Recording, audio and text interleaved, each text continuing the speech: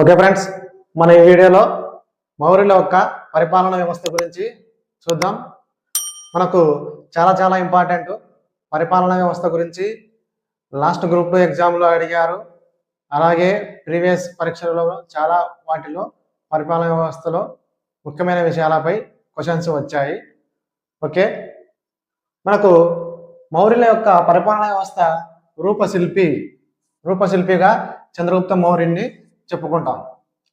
చంద్రగుప్త మౌర్యుడు కౌటిల్యుడు సహాయంతో అతడు పరిపాలన వ్యవస్థలను రూపొందించాడు. మౌర్యుల పరిపాలన కేంద్రీకృత పరిపాలన. చక్రవర్తి అత్యున్నత అధికారి. ఆ చక్రవర్తికే పాలన, శాసనాలు చేసే అధికారం, న్యాయాధికారం, ఈ 3 అధికారాలు చక్రవర్తికే ఉంటాయి. అందుచేత మౌర్యుల పరిపాలన వ్యవస్థను కేంద్రీకృత పరిపాలన వ్యవస్థ అని అన్నారు. మనకు ఈ విషయము మౌర్యుల వ్యవస్థ కేంద్రీకృత పరిపాలన వ్యవస్థ, అతనికే పాలన, శాసన, న్యాయాధికారంలో అనే ఉండే విషయము ఇండికా నుండి తెలుస్తుంది. ఈ చక్రవర్తికి సహకరించడానికి మంత్రి పరిషత్ అనేది ఉండేది. ఈ మంత్రి పరిషత్తులో మహామంత్రి, మంత్రి, పురోహిత, సేనాపతి, యువరాజు, ఇది 5 మంది ఉండేవారు. వీరందరినీ కలిసి మంత్రి పరిషత్ అనేవారు. ఈ మంత్రి పరిషత్తుకు సహాయం చేయడానికి తీర్థలు అనే సహాయకులు ఉండేవారు. ఈ తీర్థలు తర్వాత స్థానంలో అధ్యక్షులు అనే అధికారులు ఉండేవారు. ఈ 32 శాఖలకు అధ్యక్షులు ఉండేవారు.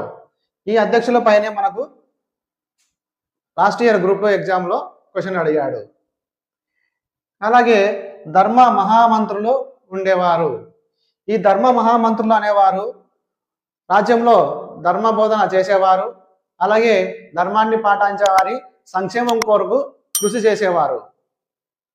అలాగే మనకు ఈ పరిపాలనా వ్యవస్థను ముందు రాష్ట్రాన్ని ప్రదేశాలుగా, ప్రదేశాన్ని విషయాలుగా, విషయం గ్రామంగా ఉండేది.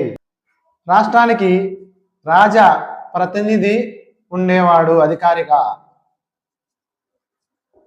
రాష్ట్రానికి రాజా ప్రతినిధి అధికారిగా ఉండేవాడు. ఈ రాజా ప్రతినిధిని చక్రవర్తి యొక్క బంధువుల వల్లనే నియమించేవారు. ప్రదేశాలు, దీనికి ప్రాదేశిక అనే అతను అధికారిగా ఉండేవాడు. నెక్స్ట్ విషయాలుగా, ఈ విషయానికి రజ్జుక అనే అతను అధికారిగా ఉండేవాడు. ఈ రజ్జుకకు సహాయం చేయడానికి యుక్త అనే అతను ఉండేవాడు. చాలా ఇంపార్టెంట్, ఈ ఫ్లో బాగా గుర్తుపెట్టుకోవాలి. రాష్ట్రానికి రాజప్రతినిధి ఉండేవాడు అధికారిగా, ప్రదేశాలకు ప్రాదేశిక అనే అధికారి ఉండేవాడు, విషయానికి రజ్జుక అనే అధికారి ఉండేవాడు. ఈ రజ్జుకకు సహాయకుడు యుక్త. నెక్స్ట్ గ్రామంకు అధికారి గ్రామణి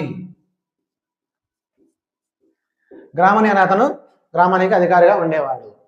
మనకు 5 నుంచి 10 గ్రామాలకు గోప, స్థానిక అనే అధికారులు ఉండేవారు.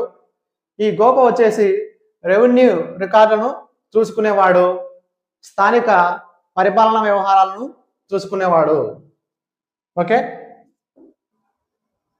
మౌర్యుల పరిపాలనా కాలంలో 4 రాష్ట్రాలుగా విభజించారు. అవి వచ్చేసి 1 ఉత్తరాపదము, దీనికి రాజధాని వచ్చేసి తక్షశిల. 2 దక్షిణాపద రాష్ట్రము, దీనికి రాజధాని సువర్ణగిరి. 3 పశ్చిమ ప్రాంతము, దీనికి రాజధాని ఉజ్జయిని. 4 కళింగ రాష్ట్రం, రాజధాని వచ్చేసి రాజ్గఢ్. ఈ 4 రాష్ట్రాలుగా ఉండేటివి. తిరిగి రాష్ట్రాలను ప్రదేశాలు విషయాలుగా, విషయాలు గ్రామముగా విభజించారు. ఓకే, అలా ఇప్పుడు మనము ఈ అధ్యక్షుల గురించి చూద్దాం. కౌటిల్యుని అర్థశాస్త్రం ప్రకారము పరిపాలన వ్యవస్థలో 32 రకాల శాఖలు ఉండేటివి. ఆ శాఖలకు అధికారులు నియమించేవారు, 32 అధికారులు. వాటిలో ముఖ్యమైన అధికారుల పేర్లు, వారు చూసేటువంటి పరిపాలన విభాగం. ఇక్కడ వచ్చేసి కోశాధ్యక్షత, ఖజానాను చూస్తాడు. నేటి కాలంలో కోశాధికారి అంటాం కదా, కోశాధికారి అంటే అతను లెక్కలు చూసుకుంటుంటాడు, అదే ఖజానా. అకరా అధ్యక్ష, ఇది ఖనిజాలు చూస్తుండేవాడు. సువర్ణ అధ్యక్ష, సువర్ణ అనగా బంగారము, బంగారంపై చూసేవాడు. కోస్టగార అధ్యక్ష, కోస్టల్, గోదాములపై అధికారం కలిగి ఉండేవాడు. పట్టణ అధ్యక్ష, ఓడరేవులు. గణిక అధ్యక్ష, వేశ్యలు. నెక్స్ట్ దేవతాధ్యక్ష, దేవతాధ్యక్ష దేవాలయములు. మనకు కొన్ని వాటి పేర్లు ఉన్నాయి, అవి కొంచెం ఈజీగా గుర్తుపెట్టుకోవచ్చు. మిగతావి కొంచెం మనం ఏదైనా ట్రిక్స్ పెట్టుకొని గుర్తుపెట్టుకోవాలి. కంపల్సరీ వీటిపై గత ప్రశ్నల్లో అడిగారు క్వశ్చన్స్, చాలా చాలా ఇంపార్టెంట్. ఓకే, నెక్స్ట్ సూత్రాధ్యక్ష, పరిశ్రమలపై అధికారి. శుల్కాధ్యక్ష, అమ్మకం పన్నుపై వసూలు చేసే అధికారి. సామాధ్యక్ష, మత్తు పానీయాలు. ముద్రాధ్యక్ష, ముద్రించడము అంటే నాణ్యాల ముద్రణ. సీత అధ్యక్ష, వ్యవసాయము. సీత అంటే పొలం అని అర్థం వస్తుంది కాబట్టి కొన్ని ఈజీగానే గుర్తుపెట్టుకోవచ్చు. సీతాధ్యక్ష వ్యవసాయము. కోశ ఖనిజము. సువర్ణ బంగారము. కోష్టగార గోదాములు చూసేవాడు. పట్టణాధ్యక్షుడు ఓడరేవులు. గణికాధ్యక్ష వేశ్య, దేవాలయాలు. సూత్ర పరిశ్రమలు. శుల్క అమ్మకం పన్ను. సామ మత్తు పానీయాలు.